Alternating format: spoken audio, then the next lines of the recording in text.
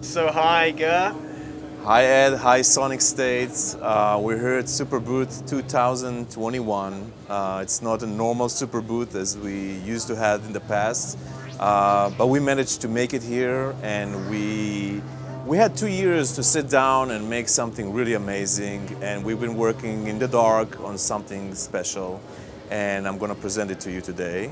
And that is our collaboration with Buchla to recreate Don's Buchla's 1970s 200 series. This has been a project that is involved a lot of research and development, but very different from anything else we've been doing in the past, because Don was a person who didn't sit down and make schematics on computers and everything was dialed perfectly. He was sitting down and making the instruments he loved from passion. And for us, it's almost been like an archaeological work to go in there and get all the information needed to recreate those modules. We've been working with Buchla directly, and the Buchla folks have all the information needed to really help us get an idea of what Don wanted the instrument to sound like. It's not just an instrument that you are patching just like anything else. It's an instrument with an intent for a specific sound. We all know it these days as the Buchla sound. The project is ongoing, and obviously in these days it's kind of hard to get electronic components, so it's The time frame is a little bit sketchy. Exactly. So it's not what we hoped that it will be. We wanted to have a complete system and release it all at once. We know there's a lot of folks out there who would love to get something like that. But we do take advantage of the fact that many people would love to have a Buchla system, a genuine Buchla system in their Eurorack cases. And that allows us to really fight on prices of components and materials in order to get this thing to be priced very reasonably, very economically, really make it accessible for anybody out there who wants to have a Buchla system.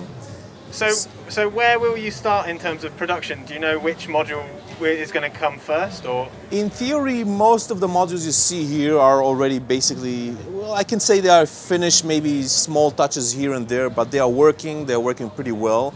And funny enough, it's we just put all this system together a few days ago, so this is the first time we are all actually sitting and patching on a complete Buchla system, and that's really fantastic. But in terms of availability, the 258, which is the dual oscillator, and the 281, which is the quad function generator, these are the first one who will be released, and we are aiming at around Christmas this year.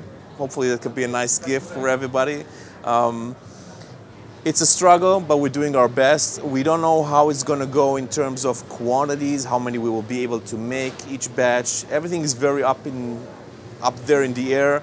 Prices are also not fixed because material prices are going up and down, and it's not under our control.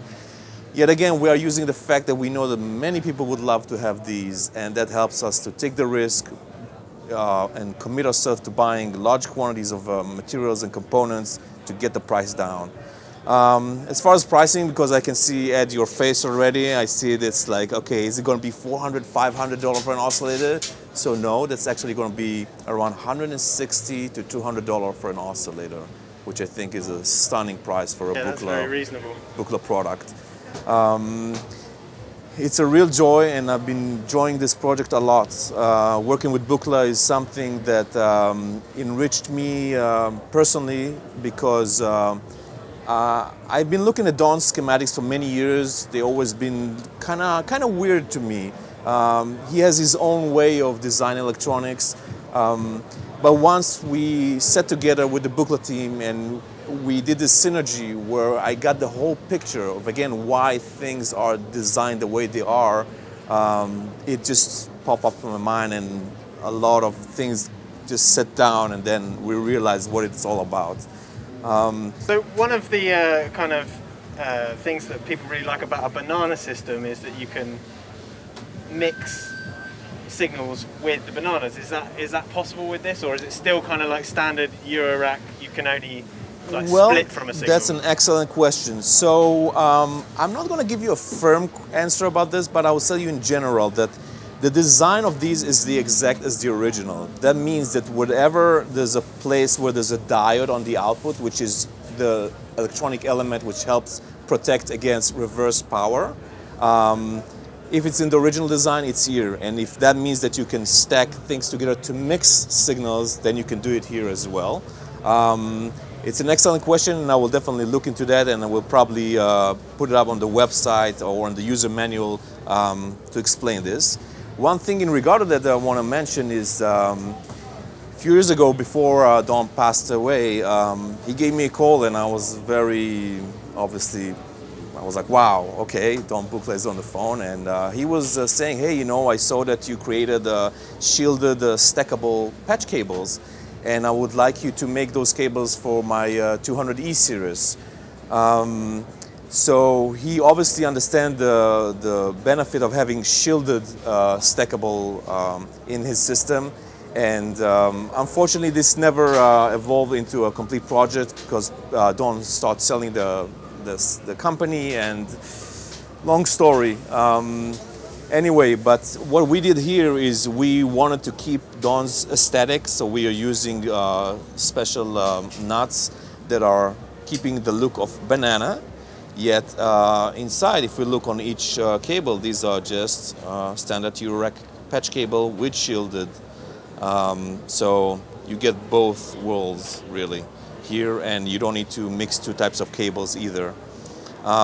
We are following again the same aesthetic. You can see that audio is using just metal nuts, and everything that is CV is using the colored banana style nuts. We are really paying attention to all those details. It's important details. It's part of the design. And it's a real pleasure to have these. And probably another interesting fact is that, you know, there's very few of those systems out there in the world. I'm talking about the very original ones that Don was building. We know there's a big system in Stockholm, there's one or two in Los Angeles, and some other places. So creating this is not like sitting with an original and doing an A/B test. It's not about that. It's about getting the idea of what the person who designed them wanted them to sound like. And that was the main challenge, and I think we actually did a good job here getting this done.